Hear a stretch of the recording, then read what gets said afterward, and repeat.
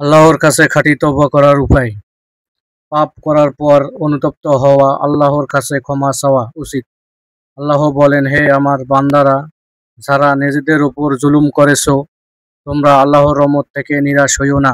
নিশ্চয় আল্লাহ সমস্ত গুনাহ ক্ষমা করেন। ইসলামে তওবা বা অনুশোচনাকে অত্যন্ত গুরুত্ব দেওয়া হয়েছে।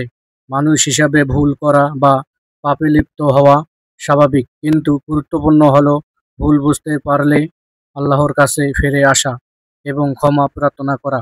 আল্লাহ তাআলা তার বান্দাদের প্রতি দয়ালু এবং ক্ষমাশীল। পবিত্র কোরআনে তিনি বলেছেন, হে আমার বান্দারা, যারা নিজেদের ওপর জুলুম করেছো, তোমরা আল্লাহর রহমত থেকে নিরাশ হইও না। নিশ্চয় আল্লাহ সমস্ত গুনাহ ক্ষমা করেন।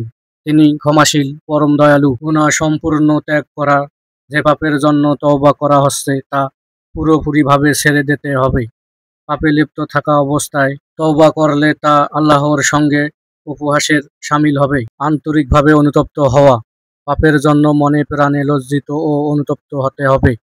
নবী হযরত মুহাম্মদ সাল্লাল্লাহু আলাইহি ওয়াসাল্লাম বলেছেন, অনুতপ্ত হওয়াই হলো তওবার মূল বিষয়। ভবিষ্যতে ওই পাপে লিপ্ত না হওয়ায় বড় সংকল্প করা, ভবিষ্যতে আর কখনো সেই পাপে জড়াবে না, এই মর্মে বড় প্রতিজ্ঞা করতে হবে।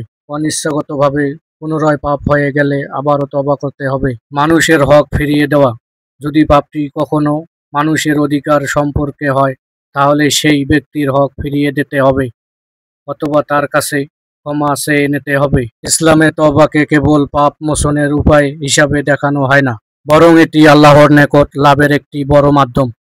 আল্লাহ তওবাকারীকে ভালোবাসেন। পাপ করার পর পর তওবা করা উচিত, কারণ মৃত্যু কার কখন আসবে কেউ জানে না।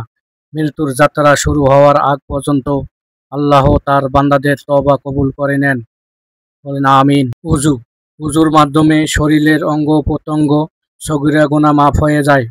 ৫ ওয়াক্ত নামাজ, গুরুত্বের সঙ্গে ৫ ওয়াক্ত নামাজ আদায় করলে আল্লাহর বান্দার পাপ ক্ষমা করে দেন।